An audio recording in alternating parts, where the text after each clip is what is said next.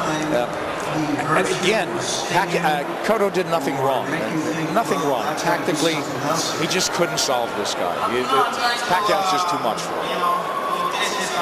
And already we saw a sign there as we were scanning the crowd of Mayweather, you're next. What a surprise. And, you know, I mean, you make that line, you think about that fight, and Mayweather, we'll talk about that later, but recapping the fight, you know, Cotto came out with a vengeance. He really stalked with intent and looked very good very early. I thought he had a beautiful first round, Nick.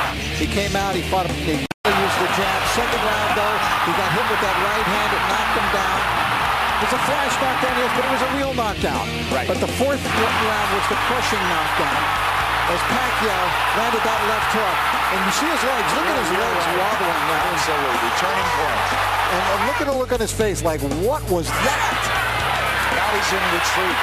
Right, and in the ninth round, at this point, Cotto just didn't have anything left. He could not answer. And in the early rounds, even when Manny would land those big combinations, Cotto could answer and have something back and maybe put Manny off a bit, but certainly not at the end. And Valor wasn't going to win tonight. Talent was. And Manny Pacquiao, the man. Start to finish in this one. I tell you, Miguel Cotto's a great sportsman. I just really I've always liked him. He's never made excuses. I remember in the early days with him, even, you know, I was down, I got hit. Yeah, I got hit clean. Yeah, I was wobbled. Yeah, I was hurt. But where does he go from here? You know, he's got to regroup and think about it. He doesn't want any more of this guy, but who does? You know, when I made my comments about Manny being an all-time great, I really, truly believe that. I believe he's in the top 10 of boxing all time.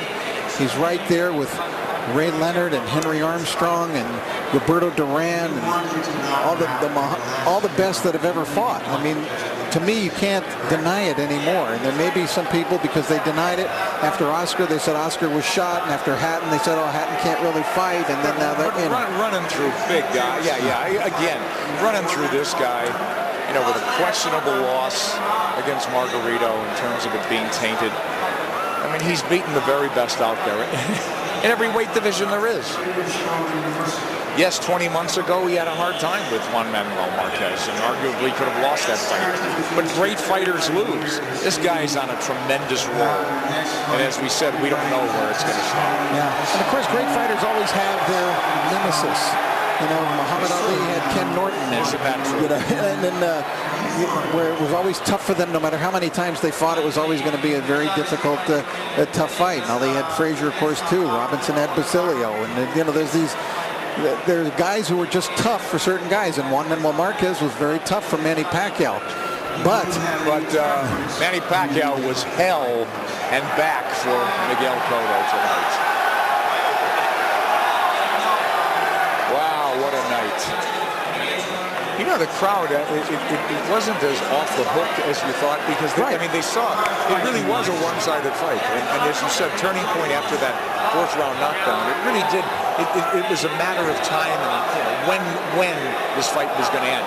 It wasn't a matter of who was going to win it, other than that puncher's chance you give a guy who could still slug. But it became apparent, Rich, you know, 7th, 8th round, that Cotto didn't even have that.